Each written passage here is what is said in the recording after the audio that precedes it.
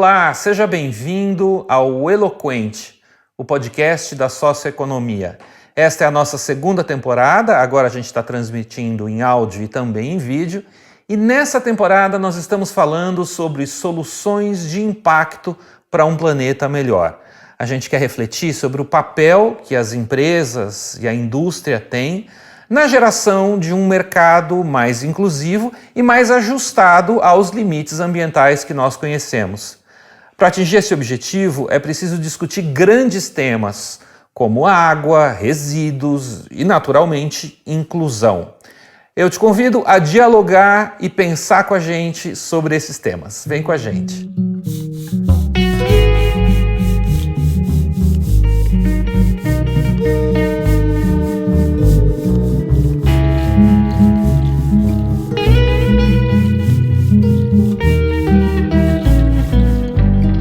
Eloquente, o podcast da Socioeconomia. Quando a gente fala sobre água no Brasil, a gente precisa falar sobre um paradoxo. O Brasil tem 15% da água do planeta e, no entanto, a gente tem regiões onde não existe acesso a esse recurso, seja por falta de saneamento, seja por desmatamento ou até mesmo por poluição. Ao mesmo tempo, o agro, que é um dos setores mais pujantes da nossa economia, utiliza 70% da água disponível, sem falar de outras indústrias. Como é que a gente pode adotar, então, uma gestão hídrica que garanta a continuidade da nossa economia, ao mesmo tempo em que haja distribuição para todo mundo que tem necessidade desse bem? A verdade é que a gente precisa saber usar a água e a gente precisa saber ousar também nas soluções de gestão hídrica e na inovação com relação a esse recurso. Para isso, a gente tem hoje dois convidados super especialistas no tema e eu vou pedir para eles se apresentarem. Agradeço muito a vocês, Adacto e Naidson, pela participação. Adacto, qual é a sua relação com esse tema da água, que nos bastidores você já estava falando aqui que você é apaixonado? Meu nome é Adacto Ottoni, eu sou professor associado do Departamento de Engenharia Sanitária e do Meio Ambiente da UERJ. Certamente essa área de recursos hídricos é uma área que me incentiva muito, é uma das minhas áreas de pesquisa mais relevantes, e um dos aspectos que eu tenho enfocado muito nas minhas atividades, que é fundamental para essa nossa discussão hoje, é a sustentabilidade ambiental. Nessa introdução que você deu, o que eu acho que está faltando é a sustentabilidade ambiental. Nós temos que buscar soluções, políticas públicas e soluções técnicas, e é isso que eu tenho divulgado muito, que sigam esse tripézinho da sustentabilidade, que protejam a natureza, tenham a viabilidade econômica e tenham a viabilidade social. E é mais ou menos sobre isso. Eu não vejo muito complicado resolver crise hídrica, não. É você buscar o conceito da sustentabilidade ambiental. A gente vai discutir isso hoje no programa. Bom, em primeiro lugar, é muito bom ouvir que não é complicado, porque nesse mundo da sustentabilidade a gente já enfrenta complicação demais. Mas eu queria pedir para o Naidson se apresentar. O Naidson já estava com o seu copo de água azul aí, bem apropriado para o tema. Naidson, qual é a sua relação com esse tema água? Eu sou formado em teologia e educação. E eu trabalhei aqui na Universidade de Feira de Santana, mas hoje eu sou aposentado e trabalho no mundo das organizações sociais. E o foco do nosso trabalho é justamente a água no semiárido. E a água no semiárido enfocando as famílias esparsas. Não é a água da transposição do São Francisco. Essa nós não trabalhamos com ela. Nós trabalhamos com outras hipóteses e outras tecnologias que viabilizam a água para as famílias que são carentes desse bem. Acho muito legal quando o Naidson já começa falando de água para as famílias, porque o Adacto falou de água e sustentabilidade ambiental, mas a verdade é que esses temas são indissociáveis, né? Eu preciso de água com sustentabilidade, ao mesmo tempo em que eu preciso prover condição para que as pessoas tenham água, e aí ela é um vetor de inclusão também. Mas eu queria começar perguntando para o Adacto sobre o tamanho do problema. Você comentou, né, que não é difícil resolver, mas antes de chegar na solução, Adacto, dá um panorama para a gente de como é a questão hídrica no Brasil. Olha só, na tua introdução aqui do programa, você deixou bem claro a quantidade de água, de disponibilidade hídrica que o Brasil tem. Então, eu já queria começar, eu falei que é uma solução simples, né? Mas não quer dizer que não seja, que você não faça a coisa certa. Quando você falou, vamos buscar soluções, inovações tecnológicas, a solução para a água, você sabe qual é a melhor inovação tecnológica para resolver o problema da água? A melhor solução tecnológica é o reflorestamento. Então, veja bem, primeira coisa que eu queria deixar bem claro para quem está nos assistindo, não adianta chover, para pessoas entenderem, não adianta chover para a gente ter água doce, não adianta ter a chuva. Apesar do Brasil chover muito, como você falou, tem muitas regiões que têm carência de água. Por quê? Quem produz água na natureza é a floresta. Uma área com floresta, ela infiltra aproximadamente 80% da chuva no solo, segura essa água na bacia hidrográfica e a água subterrânea é que vai alimentar o rio. Nós temos que entender que a chuva não acontece igualmente ao longo do ano. No ano hidrológico, aqui, por exemplo, na região sudeste, você tem 4 a 5 meses de período chuvoso e 7 a 8 meses de estiagem, que pode ter até uma chuvazinha esparsa, mas é pouca. Então, o que está acontecendo hoje? Nós não temos mais a floresta, as bacias hidrográficas estão desmatadas, inclusive no sertão, você tem muito desmatamento. Quando chove, é aquele caos. A população brasileira sofre isso na pele. Na época de chuva, o país fica inundado. Aonde chover, ferrou. Por quê? As bacias hidrográficas estão doentes. Então, quando você falou em inovação tecnológica, indústrias, todas as indústrias, as empresas precisam de água. E a água vem da natureza. Se os tomadores de decisão não priorizarem, nós tivemos uma crise agora no ano passado hidroenergética, os reservatórios ficaram secos e a gente vê enchente com calamidade pública na época de chuva. Então o problema não é falta de chuva. O que nós precisamos para resolver a crise hídrica, além de outros fatores de economia hídrica e etc., controle de poluição, mas a quantidade de água é você não só fazer o reflorestamento. As bacias, só para você ter uma ideia, as principais bacias onde estão as hidrelétricas no Brasil são as bacias hidrográficas do Rio Paraná e do Rio Paraíba do Sul. Se você for no Google Maps e dar uma olhada nesses rios, eles estão totalmente desmatados. Então, quando chove, é aquela inundação. Então, o que nós precisamos fazer, no meu entender, a solução para combater a crise hídrica é simples assim, não é problema hidrológico a crise hídrica, eu queria deixar bem claro, você mesmo colocou. Paraíba do Sul, que teve problema grave em 2014, a barragem do Funil ficou seca, ele chove 1.300 milímetros por ano. O Naidson sabe que lá no sertão do Nordeste chove 600 milímetros, chove menos a chuva anual. No entanto, faltou água aqui. Por quê? As bacias estão todas desmatadas. Então, se nós fizermos, qual é o conceito de solução para combater a crise hídrica em termos de quantidade? É fazer reflorestamento e obras artificiais de recarga da água subterrânea, ou seja, valas de infiltração, soleiras de encosta, bacias de recarga. Junto com isso, nós implementarmos um saneamento sustentável para controlar a poluição. Você vai ter um programa depois sobre resíduos, né? A melhor forma de gestão de resíduos que vai ajudar na água é você fazer o reaproveitamento, em vez de descartar esgoto tratado no rio, jogar lodo de esgoto em aterro sanitário, pegar o lixo, jogar resto de comida em aterro. Nós temos que reaproveitar tudo. Isso é sustentável. Você deixa de descartar no meio ambiente, preserva os recursos naturais e, principalmente, o recurso natural mais valioso que nós temos hoje em dia é a água. A água, aqui no Rio de Janeiro, por exemplo, no ano passado e no ano retrasado, nós quase que ficamos sem água em plena chuva por causa da geosmina. A poluição estava tão grande que a SEDAI não estava conseguindo tratar a água. Então, o problema não é só quantidade, a crise hídrica é quantidade e qualidade. Quantidade você resolve aumentando a infiltração. E qualidade você resolve fazendo com o uso sustentável dos nossos bens e consumos com consumo consciente e reaproveitar o que você gera e reduzir o descarte. Você protege o meio ambiente e, ao mesmo tempo, preserva os recursos naturais, como os corpos hídricos. Entendi. Eu quero voltar já num ponto aí com relação a tecnologias, mas antes de voltar, eu quero ouvir o Neidson, que tem uma experiência longa e me chamou muito a atenção o que ele comentou sobre levar água para famílias que estão esparsas ou dispersas. Neidson, conta um pouco dessa sua experiência e de como é que se construiu um sistema aí que conseguiu levar água para quem não tinha. Eu avalio que, ao lado das questões que o professor levanta, nós temos que puxar outros elementos, que são elementos de concepção, porque a gestão partilha ou é expressão da concepção.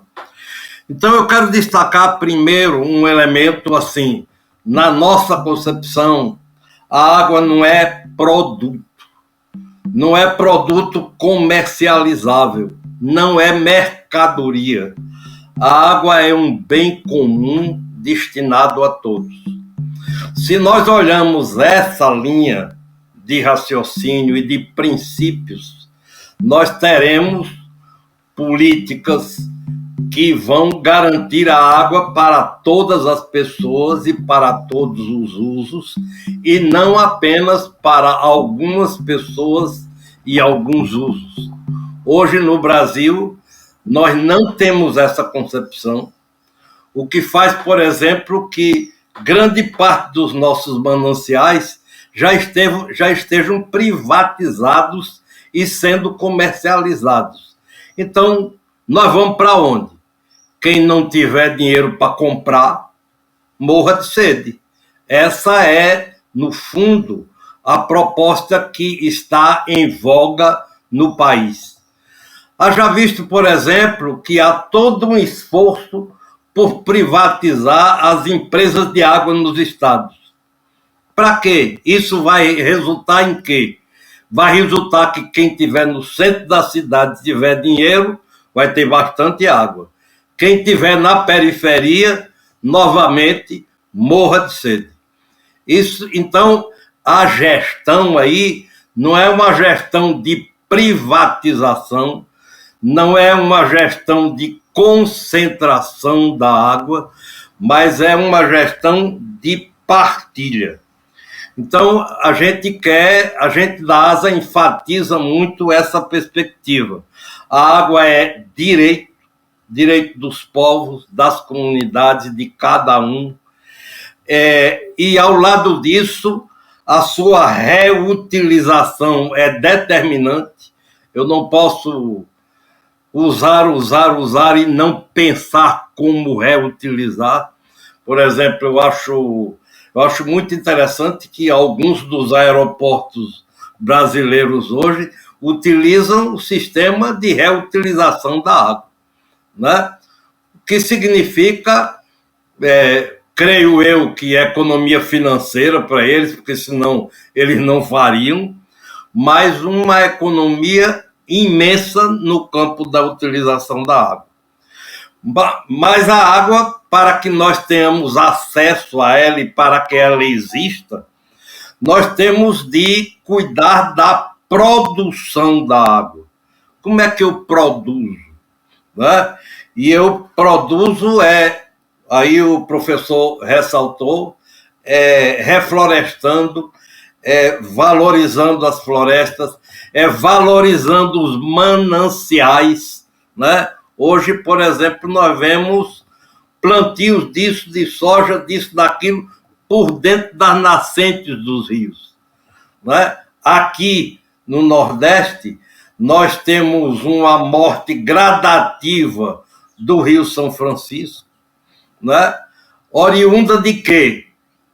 Oriunda da má utilização, oriunda de esgotos, oriunda do maltrato, mas oriunda também, ou talvez principalmente, do fenômeno de que o cerrado está sendo morto.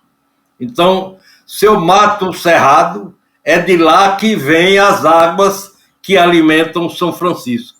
Automaticamente, eu mato o São Francisco. E, matando o São Francisco, não adianta eu pensar em transpor Tocantins, isso aqui. Isso tudo é megalomania que leva a gente a renunciar ou a não prestar atenção aos elementos que às vezes são elementos pequenos, que a gente considera como elementos que não têm valor, mas que têm um poder de transformação imenso. Agora, eu sei que você tem uma experiência grande aí com a articulação do semiárido, que é uma solução muito concreta para uma região que tem uma deficiência hídrica. Então, como a gente conseguiu aqui, entre você e o professor Adacto, fazer um mapa dos problemas, vamos entrar agora numa solução. Conta pra gente como foi a articulação do semiárido e que problemas ela resolveu e de que maneira ela resolveu esses problemas em escala. Nós da ASA, nós sempre nos incomodamos, enquanto organizações individualmente tomadas, com a sede no semiárido.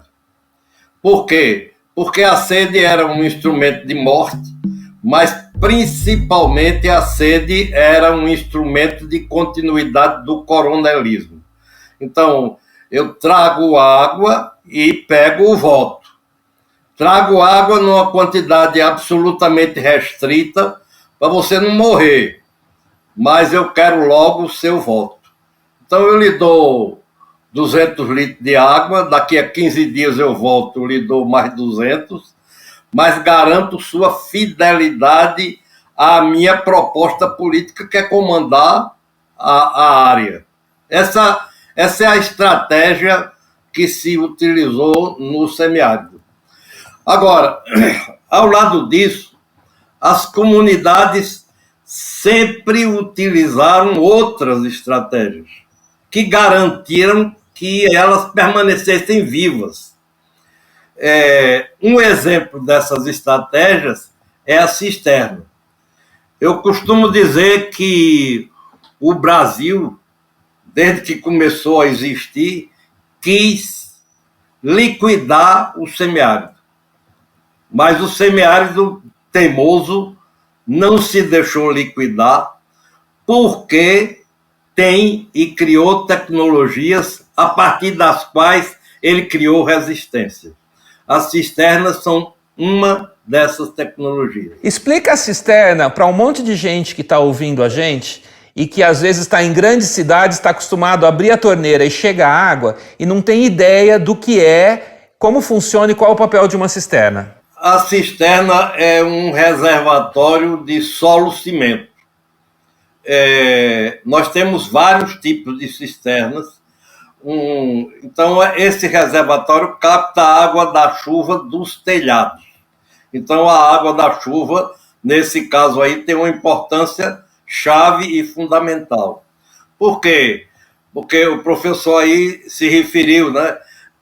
No semiárido chove 600 milímetros, 700, 400 às vezes, né? Dependendo da região. E essa água é desperdiçada, ela vai embora, ela não é armazenada. Ou quando é armazenada concentradamente nos grandes açudes.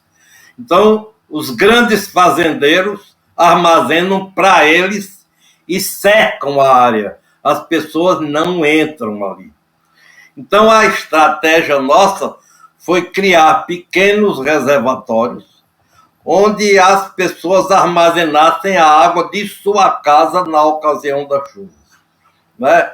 Esse reservatório nós damos o nome de cisternas. A cisterna de consumo humano, que nós dizemos para cozinhar e beber, não é para outros usos, e essa armazena do telhado 16 mil litros. E a cisterna de produção, que pode armazenar não do telhado, mas da área ao redor, até 100 mil litros, 52, 56, dependendo da área de terreno que a família dispõe. Então, nós nós conseguimos, a ASA conseguiu, que essa experiência, que é a experiência do conjunto das organizações, se transformasse numa política. Então, nós abordamos o governo, na época, um iniciozinho ainda foi com Fernando Henrique, mas depois foi com Lula e Dilma, e hoje está parado. Hoje não tem nada, hoje é zero, né? Para se ver a importância que os governos dão a determinadas questões, né? Então, isso se transformou em política, com orçamento, com critérios, com regulamentações, com todo o arcabouço de uma política, em cuja construção nós participamos, aí o Ayrton participou, o Marco Tadeu participou, né? Muita gente participou. E hoje nós temos uma lei das cisternas. Hoje nós construímos 1.200.000 cisternas domiciliares.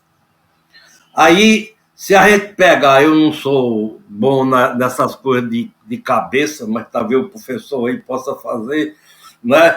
Se eu pegar 16 mil litros vezes 1.200.000 unidades, eu vou ter alguns bilhões de litros de água, que eram desperdiçados ou concentrados, vamos dizer, arbitrariamente e na mão de um só. Hoje essa água está democratizada. Ela é de acesso para todas as pessoas. Mas nós temos a água de produção, né? Que ela escorre vamos dizer, das pequenas altitudes ao redor da casa da pessoa para dentro de um recipiente. De 100, de 50, de 150, de 200, a gente pode construir ou açudes, pequenos açudes, aguadas. Aí tem uma multiplicidade de tecnologias, todas populares. Aí o papel nosso, aperfeiçoar, ampliar, aprofundar, buscar a universidade para qualificar determinadas tecnologias. A relação nossa, por exemplo, com a Universidade de Feira é muito boa nesse sentido, né? E aí nós vamos ampliando. Hoje, muitas áreas que eram passadas na TV, como de solo rachado de animais mortos, né, de esqueletos, de inviabilidade, são passadas como áreas verdes de produção de alimentos saudáveis. Então é uma transformação assim imensa, radical, e um elemento que eu quero destacar, uma transformação a partir da participação das pessoas. Não é um produto qualquer que eu levo e implanto lá. É uma construção coletiva. Professor Adacto, quer fazer um comentário? Eu quero fazer um comentário. Assim, primeiro, eu queria falar para o Nadson que eu concordo, Nadson, 100% com tudo que você falou. Eu estava falando de sustentabilidade no início, né? É uma solução bastante sustentável, mas tinha alguns comentários que eu queria fazer que eu acho que são importantes. Quando você fala que a água é de bem comum, eu concordo também, é bem de comum de todos. Acontece que a água é um excelente veículo transmissor de doenças, né? Então, para as pessoas poderem consumir a água, essa água tem que ser tratada, tem que ser potável. E muitas vezes os mananciais de água estão poluídos. Então, isso tem um custo. Não é pegar a água do rio para todo mundo, mas na realidade você tem que captar a água do rio ou água de poço que pode estar contaminada, tratar essa água, transformar essa água em água potável, saudável, para distribuir para as pessoas. Então, no meu entender, ela tem que ser de uso comum. No entanto, as pessoas que têm condições de renda vão pagar a tarifa, porque tem um custo em que a concessionária vai fazer. Aquelas pessoas que moram em comunidades de baixa renda, como tem no Rio de Janeiro, em comunidades, você paga uma tarifa subsidiada, mas eu concordo plenamente, aquelas pessoas que não têm condição de renda, o Estado tem que garantir. O que nós não podemos é deixar as pessoas sem água potável. As pessoas não podem pegar água do rio e consumir, que elas podem pegar doença. Então, esse aspecto eu acho que é importante, é ter políticas públicas para aquela população que não tem condição de pagar a tarifa, o Estado, o governo, a prefeitura bancar e garantir água potável para elas. Mas que a água tem um custo, tem que ter, e isso obviamente, você tem a concessão desses serviços. Agora, somente fazer algumas observações. Quando o Naidson fala que a água vai em direção aos açudes, beneficiando alguns grandes fazendeiros, etc., na realidade, essa política de açude é uma grande política de perda de água. Lá no Arizona, que chove menos de 200 milímetros por ano, muito menos do que no sertão do Nordeste, você não vê açude lá. Toda a água é recarregada e todo o abastecimento de água é feito por água subterrânea. Você sabia, Naidson? A água de um açude, 60% ou mais da água evapora e o sal não evapora, ou seja, você fica uma água mais salina e essa água é perdida. É muito mais interessante você infiltrar a água de chuva e, obviamente, o lençol freático vai alimentar o rio. Se você tiver uma política de recarga de água de chuva no sertão do Nordeste, quando chover, você infiltrar, esses rios que são intermitentes podem passar a ser perenes. Então, olha só o que o Naidson falou. Se uma família pega a água que cai no seu terreno e acumula no reservatório para usar e combater a crise hídrica, que é altamente positivo, você imagina, se você tiver políticas públicas para aproveitar toda a água que cai naquela bacia, isso aí é uma política de governo, é você implementar estruturas de recarga, implementar reflorestamento, priorizando as APPs, as áreas de preservação permanente, o que a gente não vê. O Naidson tem toda a razão, se há um abandono nas políticas públicas e não são soluções complexas. Se você fizer isso, você recupera os ecossistemas e, ao mesmo tempo, melhora a qualidade da água e torna regular o regime dos rios. E eu queria dar um exemplo agora para complementar e terminar minhas sugestões, é o caso de Nova York. Vocês sabem o que aconteceu em Nova York? Nova York é uma prefeitura maior do que o Rio de Janeiro, e lá em Nova York, a população bebe água da torneira, uma água pura e cristalina. Sabe o que Nova York fez?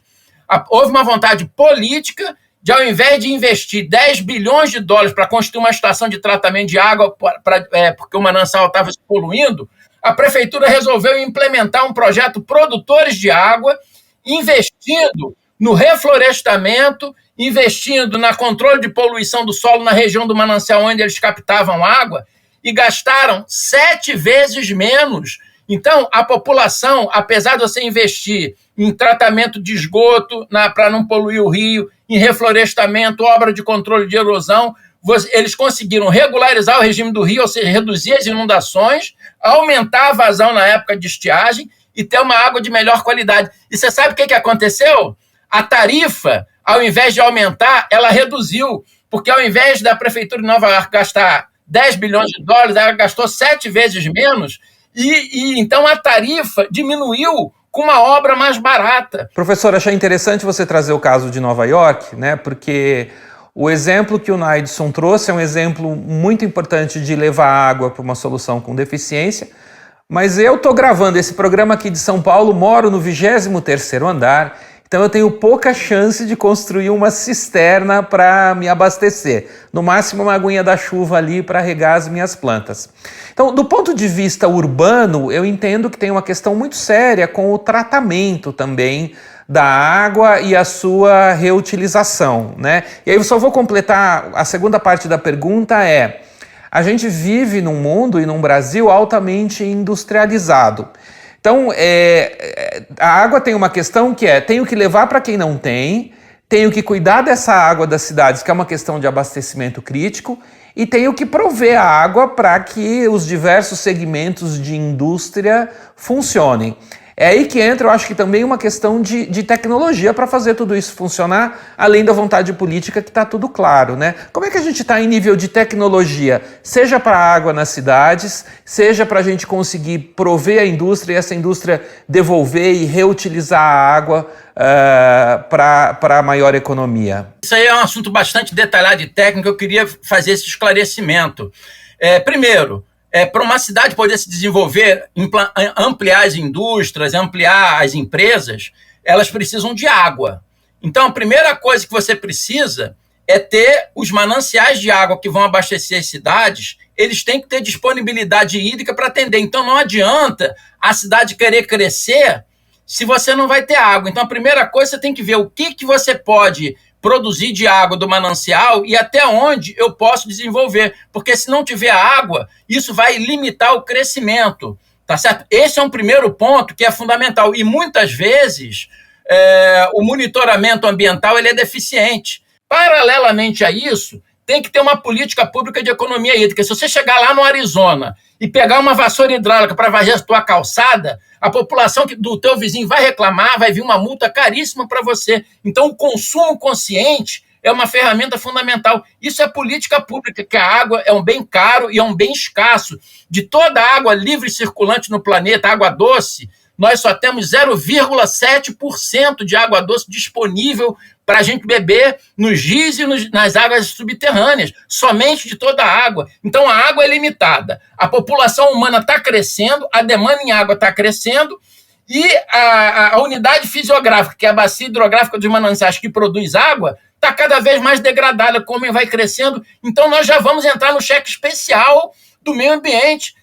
Nós estamos com um risco gravíssimo de um colapso de água e de um colapso de energia. Por quê? 70% da energia elétrica no Brasil vem das hidrelétricas. Se a gente não tiver essa consciência e botar nas políticas públicas a nível federal, estadual e municipal, que os governos têm que priorizar, como o próprio Nadson falou, nós temos que priorizar a recuperação ambiental das bacias para garantir água para a população e evitar um colapso nas cidades, porque a água ela está no meio rural, onde você produz, você vai captar, mas quem vai consumir, principalmente como ele falou, é as áreas urbanas. Então, nós precisamos proteger os nossos mananciais e com essa política, proteção, licenciamento e fiscalização e políticas de economia hídrica. Pode falar, Nadson. Uma primeira coisa, assim, quando nós falamos que a água é um bem comum, não significa que eu vá captar água sem tratamento para a minha utilização. Isso não existe isso, né? Significa que cada pessoa, pelo fato de ser pessoa humana, de ser gente, tem na água um bem comum. A água é destinada a todos e todas, e não apenas a alguns e algumas. Então, esse é um elemento que eu acho que é um elemento chave e fundamental se a gente quiser implantar uma gestão que qualifique, que dê resultados e que seja um serviço à população. Para citar, não Nova York, mas aqui o interior da Bahia, por exemplo, tem um processo de irrigação, né, de uma empresa internacional que cada dia pega mais uma área de terra, que quando eles ligam a irrigação, falta água na cidade que está logo depois. O que é isso? Né? Isso significa que aquele grupo industrial ou produtor, agronegócio, seja lá o que for, ele se apropriou do bem comum. Para ele, é assim, eu vou usar a água para produção. Você mora na cidade depois, se lasque. Não é problema meu. O que é um contrassenso, porque o consumidor dessa empresa ou indústria está lá na cidade consumindo os seus produtos, né? É um contrassenso, mas se ele não levar o produto para a cidade, ele leva para outro canto. Ele tem capacidade financeira e industrial e etc. para isso, né? Então ele não está se incomodando com aquela cidade. Nós temos no Brasil centenas e centenas desse exemplo. Mas é por isso que tem que ter política pública, né, Nadson? Sim. Política pública é para isso, para não deixar isso acontecer. Sim. Nossos bosques têm mais vida, nossa vida mais amores, né? Tá escrito aí em algum lugar, mas está faltando água nesse bosque, cuidar do bosque, da água, senão não vai ter muito amor, né, Adacto? Com certeza. A água é um bem finito e eu considero que o recurso natural mais valioso que a sociedade pode ter, né? A água virou mercadoria. Se eu tenho dinheiro e posso comprar, eu compro. Se eu não preciso, eu guardo. Se a água é direito, se a água é bem e não mercadoria, eu vou olhar vários aspectos. Eu vou olhar que todos tenham acesso. Eu vou olhar que o uso seja racional. Eu vou olhar que ela seja reutilizada. Eu vou olhar como é que eu cuido da produção da água, como é que eu cuido dos mananciais e como é que eu privilegio, numa sociedade da dimensão de desigualdade do Brasil, que essa água chegue aos mais pobres.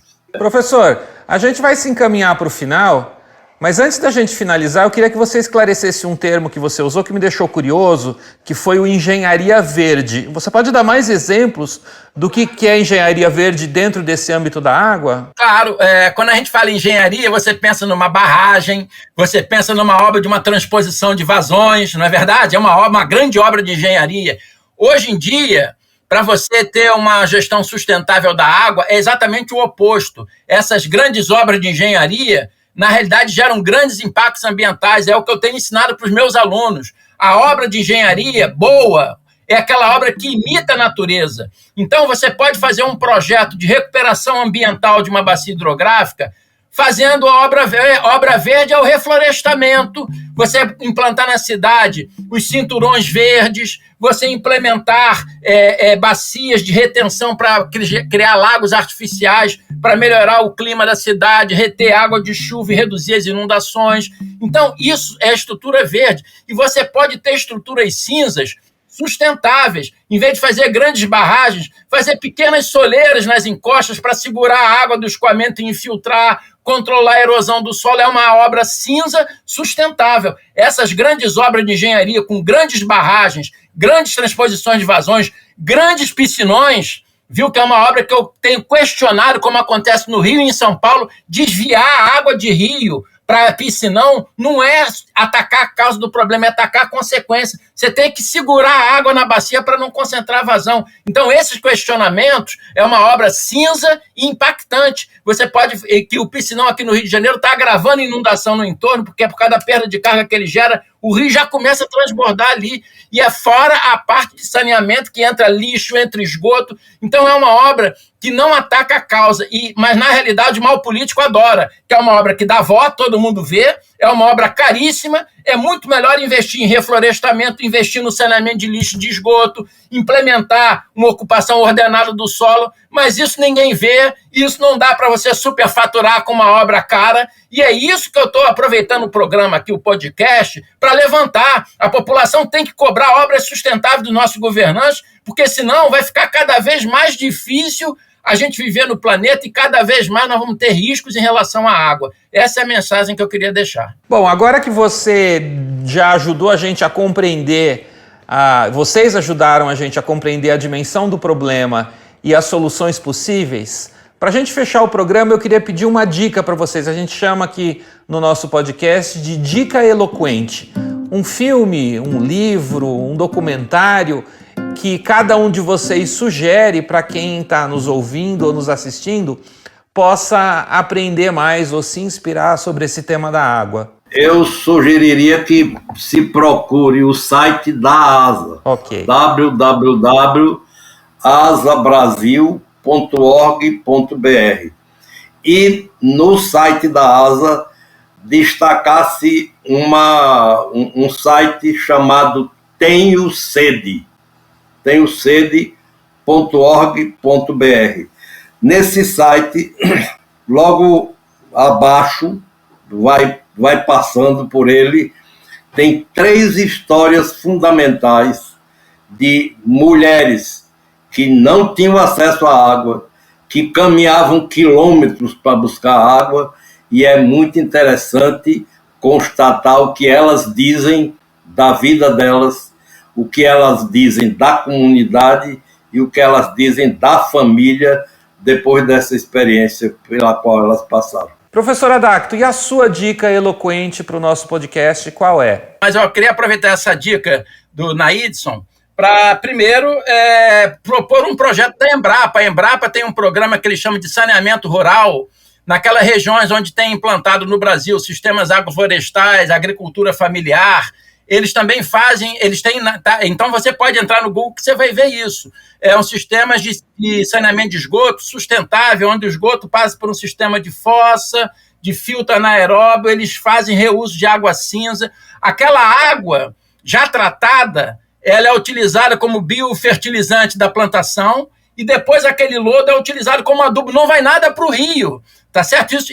Então é um sistema, é uma indicação que eu daria para alguém consultar e também consultar esse programa que Nova York fez de produtores de água, para mostrar que mesmo numa cidade grande, muito maior do que o Rio de Janeiro, você pode ter uma gestão sustentável a partir de você implementar programas que ajudam os agricultores, protegem o meio ambiente, sem prejudicar o abastecimento de água. Então é um projeto bastante interessante que, além de proteger o manancial, gerou o barateamento da tarifa de água, porque se gastou menos no tratamento, que ficou um manancial mais protegido, se gastou menos no tratamento, e são soluções inteligentes e sustentáveis e que eu indicaria como uma referência para as pessoas poderem se informar. Chegamos ao fim do 5º episódio do Eloquente, o podcast da Socioeconomia, em que a gente abordou soluções para a gestão hídrica. A gente aprendeu que cuidar da água começa lá atrás